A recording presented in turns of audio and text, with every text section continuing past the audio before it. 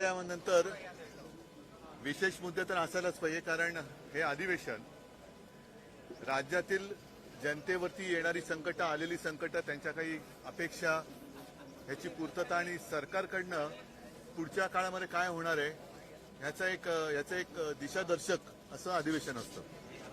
साहजिकच आहे, कायदा सुव्यवस्थेचा प्रश्न आहेच, त्याच्यानंतर शेतकऱ्यांचे प्रश्न आहेतच. एकतर शेतकऱ्यांवरती गेल्या 1-1.5 वर्षामध्ये एकापाठोपाठ एक जी काही संकट कोसळत आहेत, नुकताच जो अवकाळी पाऊस झालेला आहे, गारपीट झालेली आहे, त्याच्या बाबतीत सरकारने काय केलेलं आहे, काय करू शकतंय. विमा कंपन्या ज्या आहेत त्यांनी तर त्यांचे दरवाजे खिडक्या सगळं बंद केलेले आहेत. या सरकारने जाहीर केलं होतं की दिवाळीपर्यंत विम्याची अग्रिम रक्कम आम्ही शेतकऱ्याला देऊ. ती किती लोकांना, किती शेतकऱ्यांना मिळालेली आहे ह्याचाही काही अंदाज नाहीये. मधल्या काळात आपल्याला कल्पना आहे की सेनगावचे म्हणजे हिंगोलीतले शेतकरी हे मला भेटायला मातोश्रीला आले होते. त्यांची परिस्थिती अत्यंत हलाखीची होती. एकतर कर्जबाजारी, डोक्यावरती कर्जाचा डोंगर चढलेला आहे, बँकांचा तगादा मागे लागलेला आहे कर्ज वसुलीसाठी, आणि अशा परिस्थितीत त्यांचा वालीच कोणी नाहीये. ना सरकार त्यांची काही दखल घेते, ना विमा कंपन्या घेते, कोणीच नाही. म्हणून हे शेतकरी त्यांचे अवयव विकायला मुंबईत आले होते. अशी परिस्थिती मला नाही वाटत यापूर्वी कधी शेतकऱ्यांवरती आली होती. हे विषय एका बाजूला आहेतच. त्यानंतर तुम्ही पाहताय की दर काही दिवसांनी एकापाठोपाठ एक काही ना काहीतरी सरकारी पक्षाकडनं, म्हणजे सरकारचे जे काही लोकप्रतिनिधी आहेत, आमदार असतील, आणखीन कोणी असतील, किंवा त्या सरकारला समर्थन देणाऱ्या पक्षाचे त्यांचे काही पदाधिकारी असतील, त्यांच्याकडनं गुंडागर्दी सुरू आहे. काल परवाकडे कोल्हापूरमध्ये एक घटना घडलेली आहे. घरामध्ये घुसून मारहाण झाली. ते सगळे व्हिडिओ आपल्या माध्यमातून जनतेला गेलेच असतील. त्याचाही एक न्यायनिवाडा लावावा लागेल, कारण त्यांच्यावरती कारवाई होणार आहे की नाही हा एक विषय आहे. दुसरी गोष्ट, सध्या पत्रांचा जमाना आहे. आम्ही 1-2 पत्र दिलेले, एक निवडणूक आयोगाला पत्र दिले, त्याचं उत्तर आम्ही बघतो आहोत की धर्माच्या नावावरती, देवाच्या नावावरती मतं मागायला परवानगी जर असेल तर आम्ही सुद्धा सुरू करतो. त्याच्यानंतर मला वाटतं काल परवाकडे आपण एक पत्र दिले माननीय उपमुख्यमंत्र्यांना, कारण त्यांनी एक पत्र दिलं होतं त्यांच्या बाजूला. कारण आता मी सभागृहात जाऊन आलो, मला असं वाटलेलं की पत्र दिले एका उपमुख्यमंत्र्यांनी दुसऱ्या उपमुख्यमंत्र्यांतर बसण्यात काही अंतर पडले की काय. तसं नाहीये, बाजूबाजूला बसतायत, पण बाजूला बसलेले असले तरी सुद्धा पत्र त्यांना लावावं लागतंय. तर ते राजमान्य राजश्री पत्र लिहिण्यास, कारण की त्या पत्राचं उत्तर कधी मिळणार त्याची वाट बघतोय. आणि ते पत्र आपल्याला माहिती आहे नवाब मलिकांबद्दलचं आहे. जर एवढ्या भावना त्यांच्या तीव्र असतील तर आम्ही त्यांचं स्वागत करतो, त्याचा आदर करतो. भारतीय जनता पक्षाच्या भावना देशप्रेमाबद्दल एवढ्या उचंबळून आलेल्या असतील तर मग आम्ही त्यांना जे पत्र लिहिलंय त्या पत्राचं उत्तर सुद्धा कधी मिळणार हे सुद्धा आम्हाला माहिती नाही. आणि ते पत्र तुम्हाला माहिती आहे, ज्या न्यायाने नवाब मलिकांना त्यांनी सांगितलं की यांना दूर ठेवा, मग तोच न्याय दुसऱ्याला लावणार आहात की नाही. कारण एकाला एक न्याय आणि दुसऱ्याला एक न्याय हे लोकांना पटेल काय हा सुद्धा महत्वाचा प्रश्न आहे. थोडक्यात सांगायचं म्हणजे नवाब मलिकांना एक न्याय लावणार असाल तर तोच न्याय प्रफुल्ल पटेलना लावून त्यांच्यापासून तुम्ही अंतर ठेवणार आहात की नाही. आणि जी मालमत्ता इक्बाल मिर्चीची म्हणून त्यांच्याबरोबर व्यवहार केला म्हणून स्वतः माननीय पंतप्रधान, मला आठवतंय कारण तेव्हा आमची युती होती, बांद्रा कुर्ला कॉम्प्लेक्सच्या सभेत बोलले होते की कुछ लोग मिर्ची का व्यापार करते हैं, कुछ लोग मिर्ची से व्यापार करते हैं. तर आता ज्यांनी मिर्ची बरोबर व्यापार केलेला आहे त्यांच्याबरोबर हा सत्तेचा व्यापार तुम्ही चालू देणार आहात की त्यांच्यावरती त्यांची जी मालमत्ता ईडीने जप्त केली ती सगळी लक्षात घेता त्यांच्यावरती तुम्ही कारवाई पुढे चालू ठेवणार आहात की नाही हे सुद्धा आम्ही प्रश्न विचारले, त्याची वाट बघतोय. आता जसजसं अधिवेशन पुढे सरकेल तसतसं जनतेच्या प्रश्नाला आम्ही वाचा फोडू आणि आम्हाला अपेक्षा आहे की सरकार त्या प्रश्नांना योग्य ते नुसतं उत्तर कागदावरती नाही तर कृतीतून देईल. आज मुख्यमंत्री म्हणाले आहेत की तुम्ही तिसऱ्या दिवशी सभागृहात येत आहे, आदित्यजी तिसऱ्या दिवशी सभागृहात येत आहेत, सभागृहाच्या कामकाजाविषयी तुम्ही गंभीर नाही किंवा महाराष्ट्राच्या प्रश्न. बरं ठीक आहे, तुम्ही पहिला महाराष्ट्राच्या प्रश्नाबद्दल गंभीर असाल तर समुद्रावरती ट्रॅक्टर चालवणारा मुख्यमंत्री मी तरी पहिल्यांदा पाहिला. म्हणजे लोकांच्या घरादारावरती, शेतकऱ्यांच्या घरादारावरती नांगर आणि समुद्रावरती ट्रॅक्टर, हा असा मुख्यमंत्री मी पहिल्यांदा पाहिला. शेतकऱ्यांच्या 1 रुपया विमाबाबत शेतकऱ्यांची फसवणूक झालेली स्पष्ट होत होय. आहे. आपले आमदार आहेत कैलास पाटील हे देखील वारंवार या संदर्भात माहिती देतात आहे. मात्र सभागृहात ती मांडण्याला त्यांना वेळ देत नाही. म्हणजेच मुख्यमंत्री शेतकऱ्यांच्या प्रश्नाबद्दल उदासीन आहेत. माझ्यावरती आरोप करताना त्यांनी शेतकऱ्यांबाबत आपण काय करतो आहोत, 1 रुपयात विमा योजना त्यांनी जी आणली त्याचा परिणाम असा झाला की साधारणतः सरासरी 80 ते 90 लाख शेतकरी विमा घ्यायचे, तो आकडा यावेळेला 2.25 कोटीच्या घरात गेला. म्हणजे 8,000 कोटी जो शेतकऱ्याचा हिस्सा होता तो राज्य सरकारने भरला. हा पैसा जनतेचा पैसा आहे. तर त्या पैशाचं पुढे काय झालं का हा सुद्धा त्यांच्या मित्रांच्या कंपन्यांच्या खिशात गेला, त्याचे उत्तर त्यांनी द्यायला पाहिजे. कारण 72 तास म्हणजे नुकसान झाल्यानंतर 72 तासाच्या आत नुकसान झाल्याचा कळवा, ही जी काही विमा कंपन्यांची अट आहे त्या 72 तास आणि त्याच्यानंतर सुद्धा विमा कंपन्यांचे फोन बंद आहे, दारं खिडक्या सगळं बंद आहे. कोणी कोणाला विचारायला तयार नाही. मग हे 8,000 कोटी जर का गेले असतील तर ते कोणाच्या बोडक्यावरती गेले? तुम्ही ट्रॅक्टरचा विषय काढलात. आज एकनाथ शिंदे यांच्या स्वच्छता मिशन विषयी म्हटलं, आम्ही स्वच्छता मिशन करतोय. त्यांनी हात सफाई केली रस्त्यामध्ये, नाल्यामध्ये. स्वच्छता जी आहे ना ती त्यांनी त्यांच्या सहकाऱ्यांपासून करावी.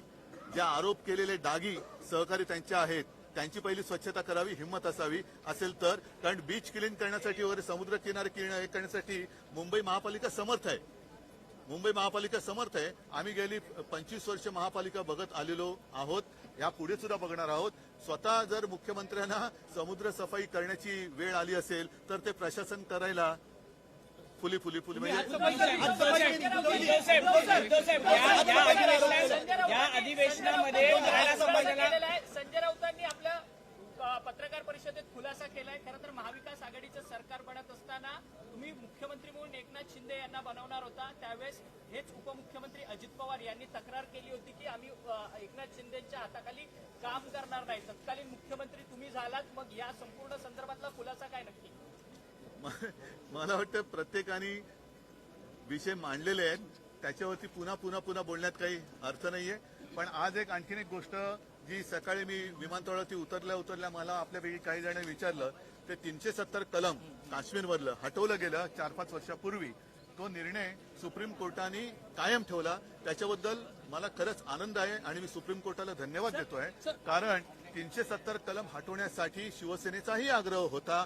त्यावेळेला शिवसेनेने सुद्धा समर्थन केलेलं होतं. आता आशा एकच आहे की सुप्रीम कोर्टाने मला असं वाटतं की आणखीन एक आदेश दिलाय की पुढच्या वर्षीच्या सप्टेंबर पर्यंत तिथे काश्मीरमध्ये सार्वत्रिक निवडणुका घ्या. आता या निवडणुका मोकळ्या वातावरणात तिकडे होतील.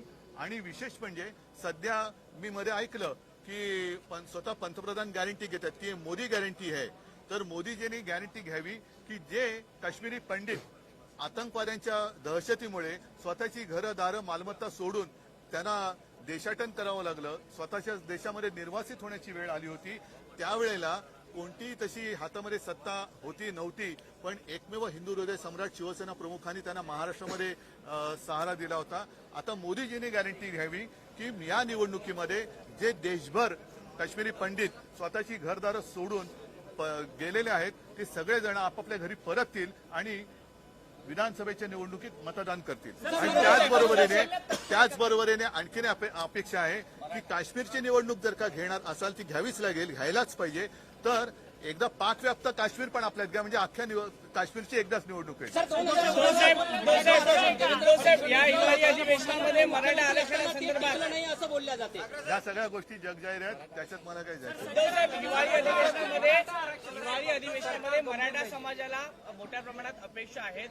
8 तारखेला या संदर्भातला ठराव येणं अपेक्षित. मी शिवसेनेची भूमिका मांडलेली आहे आणि त्याबद्दल शिवसेनेच्या खासदारांनी महामहिम राष्ट्रपतीजींची पण भेट घेतलेली आहे.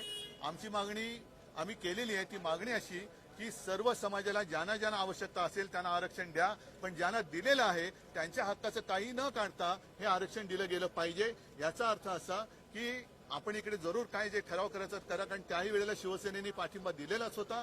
आमचं आरक्षण द्यायला आमचा पाठिंबा आहे, पण आरक्षण देताना दुसऱ्या कोणाचंही आरक्षण कमी न करता हे आरक्षण द्यावं ही आमची मागणी आहे. शेतकरी अहवाल असताना अधिवेशनाच्या 3 दिवस मात्र नवाब मलिक आणि आदित्य ठाकरे यांची एसआयटी चौकशी यातच वेळ वाया घालवतोय. मग नेमकं शेतकऱ्यांनी ज्यांना ज्यांच्यापासून भीती आहे त्यांच्याबद्दल असे ते आरोप करतायत आणि अशा एसआयट्या त्यांच्या पण आम्हाला बऱ्याच काढता येतील. तर त्याच्यामुळे त्यांनी त्याच्यात न जावं, कारण जर केलं तर मग आम्ही सांगू तेव्हा तुमच्या कुटुंबियांच्या सुद्धा एसआयट्या आम्हाला लावून घ्याव्या लागतील. शेतकऱ्यांना पॅकेज साहेब, शेतकऱ्यांना पॅकेज हो, आता उपमुख्यमंत्री तुमच्या विदर्भाचे आहेत, त्यांना विचारा हा प्रश्न. आम्ही तर आलेलो आहोत आणि जे जे विदर्भाच्या हिताचं असेल ते करायला आम्ही नेहमीच पाठिंबा दिलेला आहे.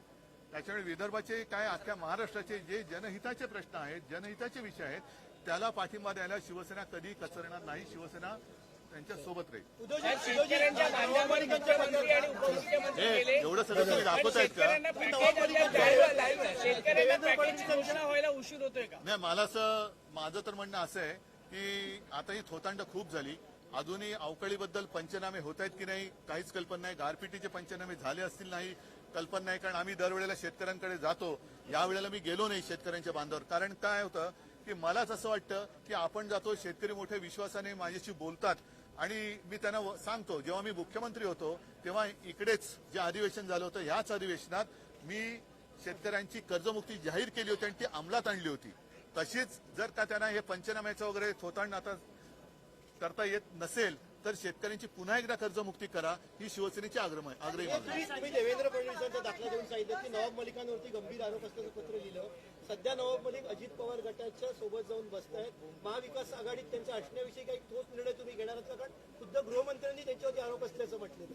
नाही, महाविकास आघाडीत कुठे आहेत ते आता? ते त्यांच्यासोबत आहेत ना. पण टेक्निकली ते आहेत का कुठे तुमच्याकडे? कुठे टेक्निकली आणि आता कुठे काय? तुम्ही शेतकऱ्यांच्या विषयीच्या संपूर्ण भावना इथे मांडतात आहेत, पण त्यांचं म्हणणं सत्तापक्षाचं असं आहे की तुम्ही महाविकास आघाडीमध्ये असताना तुम्ही शेतकऱ्यांना मदती कुठल्याही दिल्या नाही.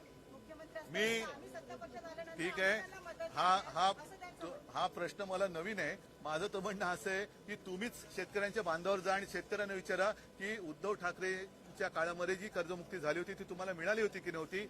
वेळोवेळी मग निसर्ग चक्रीवादळ आलं होतं, तेवढं आलं होतं, आणखीन काही आलं असेल, अवकाळी पाऊस पडला असेल, ती मदत तुम्हाला मिळाली होती की नव्हती तुम्ही विचारा, मी नाही विचारत. विधानाच्या विरोधात आपला 16 तारखेला मोर्चा आहे आणि हा मोर्चा म्हणजे राज्य सरकारचं असं म्हणणं आहे की हा मोर्चा विकासाच्या आड आणणाऱ्यांचा मोर्चा आहे. दुसरं असं त्यांचं हो, म्हणणं आहे की नक्की आहे. त्यांच्या मित्राच्या विकासाच्या आड येणारा मोर्चा आहे. आम्ही धारावीकरांचा विकास मागतो आहोत, त्यांच्या मित्राचा विकास नाही. आणि संपूर्ण मुंबई हे एखाद्या व्यक्तीच्या म्हणजे अदानीच्या घशात किंवा खिशात घालायची असेल तर ती शिवसेना घालू देणार नाही. जर त्याच्यामध्ये त्यांना मी त्या मोर्चामध्ये मी भाषण करणारच आहे. केवळ मुद्दा धारावी पुरता राहिलेला नाहीये. धारावीकरांचं पुनर्वसन हे झालंच पाहिजे, त्याच्याबद्दल काही दुमत नाही. पण त्याचबरोबरीने टीडीआरची सक्ती ही जी काही केली जाते, ही टीडीआर सक्ती तुम्हाला करता येणार नाही. आणि टीडीआर बँक बनवायची असेल तर त्या बँकेची मालकी सरकारकडे असायला पाहिजे, अदानीकडे नाही.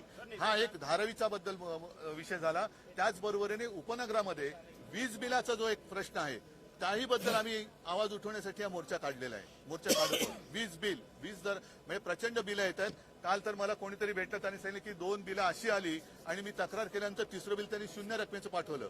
तर नाही, ते पहिलं आलं होतं ते आम्ही आता त्याच्यामध्ये सामावून घेतलं. निविदेमध्ये धारावीच्या निविदेमध्ये तुमच्या सरकारमध्ये असताना काही बदल करण्यात आले असं फडणवीसांनी आमच्या काळामध्ये निविदा काढण्यात आलेली नव्हती, हे जगजाहीर आहे. त्याच्यामुळे ते जे काही बोलतायत हे त्यांचं त्यांना तरी कळतंय का? कारण रेल्वे लँड ही आम्ही असताना मी स्वतः पियुष गोयलशी बोललो होतो, ती मिळालेली नव्हती. आम्ही त्यावेळेला निविदा काढलेली नव्हती. निविदा काढण्यासाठी आम्ही सहकार्य त्यांना केलं असतं कदाचित, पण त्याच्यात ही जी काही एका व्यक्तीची मालमत्ता मुंबई त्यांची करतायत, ही मुंबई आम्ही कोणाला त्यांना आंदण देता येणार नाही.